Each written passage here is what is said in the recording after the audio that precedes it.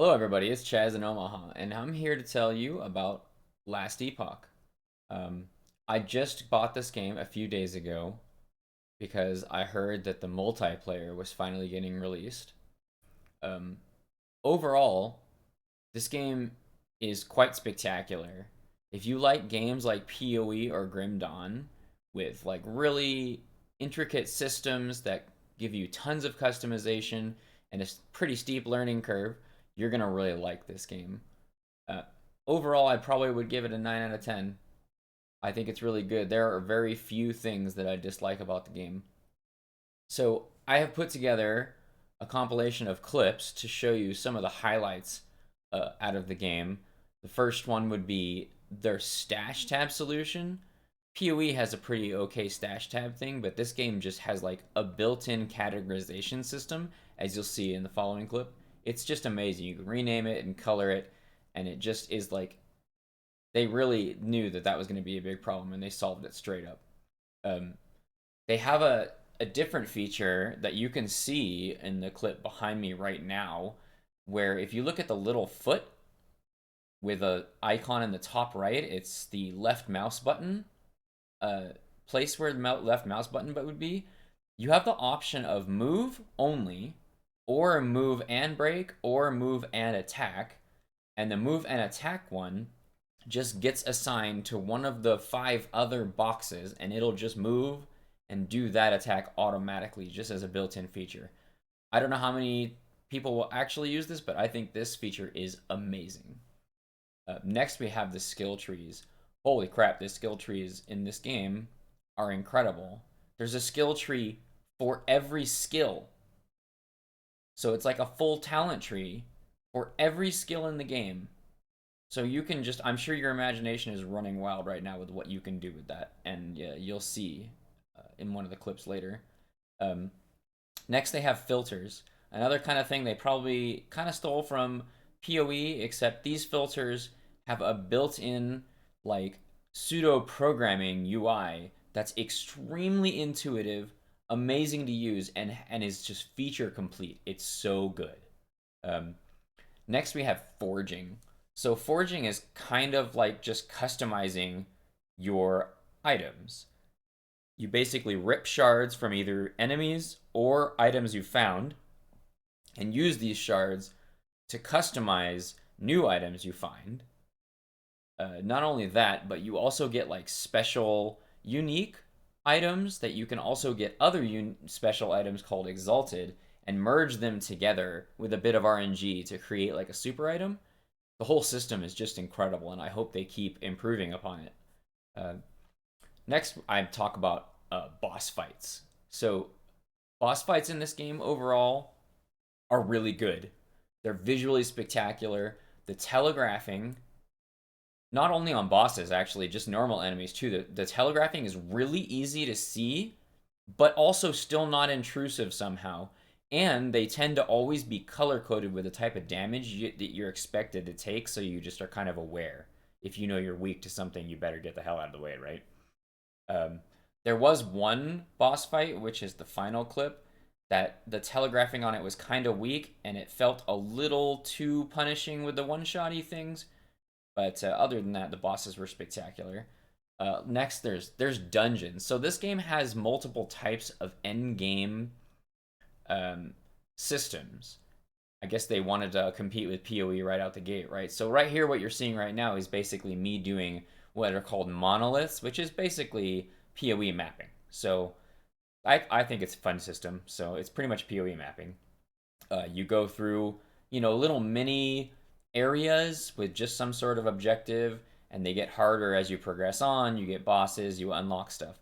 Now, inside of these maps or monoliths or echoes, you get keys sometimes, and that leads into the second endgame system, which are dungeons. They're exactly what they sound like. They're dungeons. You go into them, you traverse through a dungeon. They seem to have like some sort of special gimmick, each one, which are actually interesting gimmicks, I thought. And then at the end, there's like a special type of NPC or system that allows you to do something specific to that dungeon, which is pretty cool. Um, So those are like all the highlights that I wanted to talk about of the game, and they're all really spectacular. There are 3 bad things in the game, and none of them are really, really all that bad, but I just wanted to mention them so you didn't think I was, shilling or something. The first one is there's a slight problem with using the move to attack feature when it comes to certain kinds of enemies, where like you'll be attacking and then a thing will come out and you'll have to dodge an ability, and then you'll try and click like way away from the boss, but your character will keep doing the attack instead of moving. To remedy this, you can either just not use that feature and just change it to move to only, or what I did was I bound move also to just spacebar. So if I need to get the hell out of dodge, I can just push spacebar to solve that problem. The next thing is like, as amazing as the foraging system is, there's really no explanation in the game. I just kind of winged it and figured it out. It was kind of exciting because I had lots of epiphanies. But some of the runes, some of the scrolls and stuff are really not terribly intuitive how to use them unless you just kind of screw around with it. And the game really doesn't tell you anything about it. So that kind of sucks. The last thing, and pretty much everybody that's been in my stream kind of agrees with this problem, is that there's a small inventory bloat problem with the things that you use in the forge, like these shards you see on screen I'm about to pick up right there. Eventually you just push a button in your inventory and put them into the forge for use, but for some reason they go into your inventory first, which is, I don't know, it seems really pointless and just kind of clutters your inventory and makes you do something totally unnecessary. So those are the bad things. I'm going to go ahead and show you all of the good things videos right now, and thanks for watching. I hope you enjoyed it. Have a good one. So we're on level 3. Is this a boss? Hello, friend.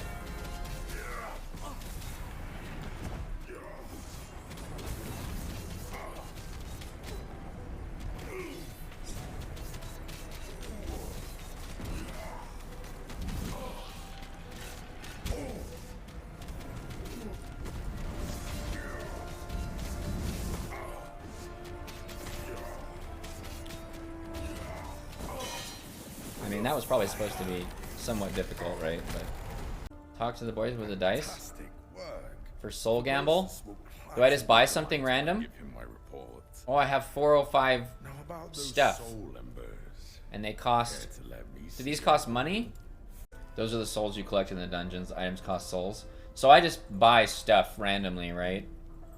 I have 405. Where does it say the cost? Oh, 30. Oh, so I can buy a lot of this. But these are going to be level 45, right? Let's just try it, whatever. Oh, I just shift right click probably, right? Get a relic? Okay. And it becomes a ring. Oh, there it goes. Huh. It needs to have the shared health and attunement. So armor's whatever. That's fine. We can just leave the armor on there, right?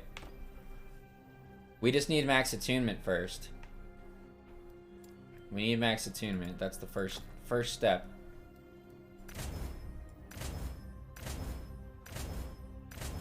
Okay. Now we need... Can I put this on? I only have one. I'm worried, but I'm gonna do this because it's exciting. I mean, even that's not that much of a nerf, right?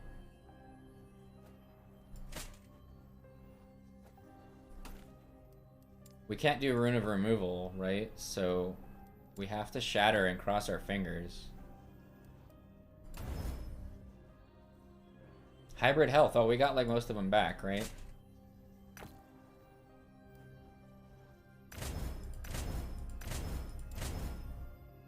There. We fixed it. Percent armor is good? Okay. I guess it's better to just do that because it's less greedy, right?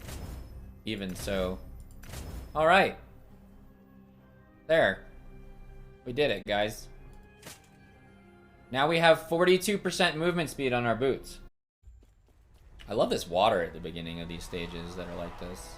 Am I gonna get one? Oh, it's this thing. Is this the same one I did last time? Kind of? Yeah, it looks kind of the same.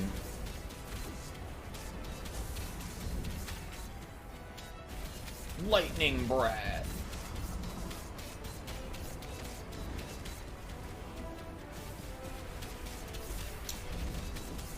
Yeah, you just like run circles around these guys, right? And they're like, well, except for that. I don't want to get hit by that. Other than that circle thing, you pretty much just run circles around them and then you just kind of don't get hit, right? Because they're kind of predictable, right? We might need to use a potion for a slow removal here. If they do that thing again and I'm slowed like that. Oh, thanks, bro. That was a good time. That was good timing, man. Thanks for looking out. Yeah, these guys are really easy for this build. I don't know if these guys are harder for other builds. Okay, so we have tabs. Oh, you have to purchase the tabs with money? Okay. Oh, wait. Whoa, what? Do they have built-in PoE tabs? Weapons.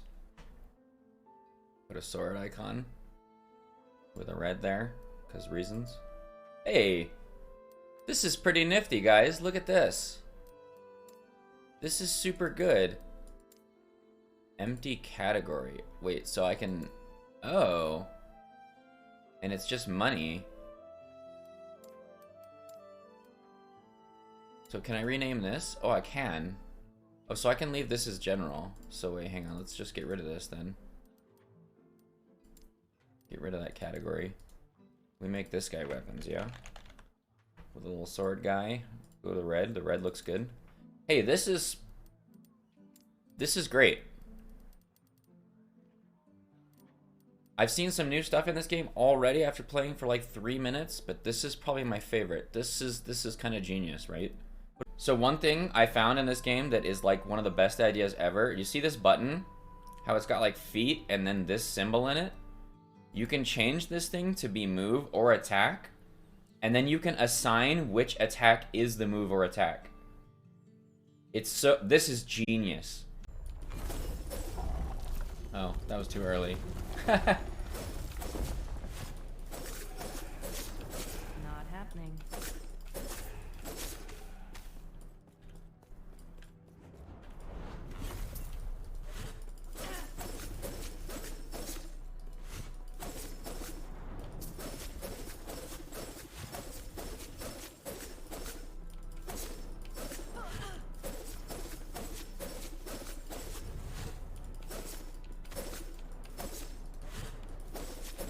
Not happening.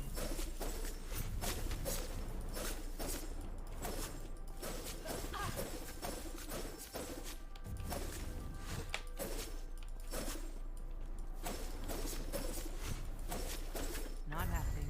That guy got owned. So you get these skill slots, which is kind of like PoE or Diablo, right? So you unlock these skills with your base class, right? So you get a base class. Now this is kind of where it gets some Grim Dawn stuff. Once you do a certain quest, you're gonna pick like an advanced class, right? That has different skills and stuff, okay? So you pick these skills and you unlock these specialization slots. Now, when you specialize in a skill, this is when it gets really interesting. So swipe is the main damage I'm doing, right? If you click on swipe, there's this gigantic, complicated talent tree, and every skill in the game has this. So you get 5 skills to specialize in, and every single one of them has this tree. In addition to that, you have your base talent tree, and then you have your advanced class talent tree, and you have access to half of the other 2 advanced classes talent tree. There are 2 things, there's 3 things. There's 3 things right now. They have monoliths, which are basically like PoE maps. You just like go through little maps with little kill things or kill a boss or whatever, and you progress through and they get harder. And then you find keys. Keys are for dungeons. which are exactly what they sound like. You just go through a dungeon and there's a special thing at the end that helps you get stronger. And then there's an arena thing. I haven't done the arena thing, but I'm pretty sure it's just fight waves upon waves of stuff for like a really long time or forever or something. So what I would suggest is you start with a base filter and you build this and you never touch it ever again. So what the base filter is going to be is it's going to have a hide for rare, magic, and normal that start off. And as you level, you just turn these on slowly, right? So that's the first level. At the beginning, it was suggested that you recolor items that have movement speed and void fizz necro resistance, because at the beginning, these are just things you want at the beginning, and eventually you turn them off. Now we get into the big thing. You have these recolors with certain combinations of how many there are plus tiers. Okay, so when you go in here, you're gonna go through basically every affix that you want on gear, like all the way through, except for idle affixes. Don't put idle affixes on this one. So you pick your attributes that you want. The default one starts with vitality, because everybody wants vitality a little bit. And then, you know, you pick resistances, health. You pretty much always want this ward potion thing because it's amazing. And then you pick, you know, like stuff for class specific, whatnot. So once you have that combo, I'll show you what I'm doing right now. Once I had all of those, I made combos of 4 and 3, 3 and 4, 4 and 2, 3 and 3, with slightly gradient colors. So like if it's an Omega item and has 4 affixes that are tier 3 or higher, it's gonna be dark red. So I know that it's good. And then it's like a hot pink for slightly worse, a light pink for kind of okay, and then a blue for like only one item. I'm gonna change this to tier 5 eventually, so it's only one tier 5, just so you know. So that's the next level. We go back to the basic filter. You want to hide. You can hide every idol that isn't your class's idols, right? Like you hide everything that isn't your class. So when you duplicate this, you just like say I'm a mage. Okay, now I turn it on, so you can see mage class items, right? And then we have the idol filters. These are just showing the idols, right? Like you want to show all the idols. But then this one highlights idols that you care about so that they stand out. That's not terribly important, but at the very top, it has show all unique set exalted. You never not want to see these, right? So make sure this is at the top. You always want to see unique set and exalted. And this one at the top is like a catch-all for like 2 or 3 affixes that are super important that you always see, right? So for this one, I think I only have... Dude, I don't know why that happens.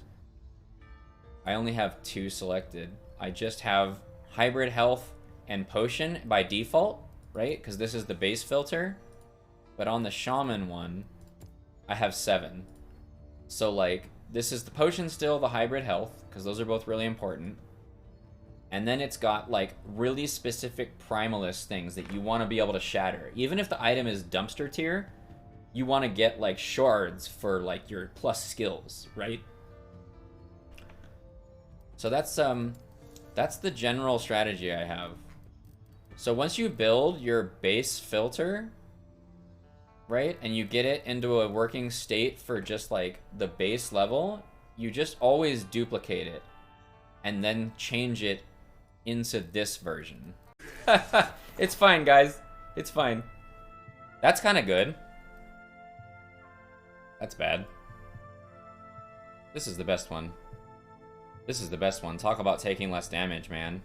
Like, if you don't know the pattern, then you just get killed, right? This is a mercy. Okay. Shatter. Don't stand in front of this guy. Got it. Do not stand in my way. Okay, I see that. He charges. He jumps back and then This is Kamehameha. Okay, that's easy to dodge. Do not stand in my way. Behold, the edge of winter. Okay, we gotta stay close to him with this, obviously. Oh, he moves with it. Oh, no! Okay, there it is. There's the thing that kills me.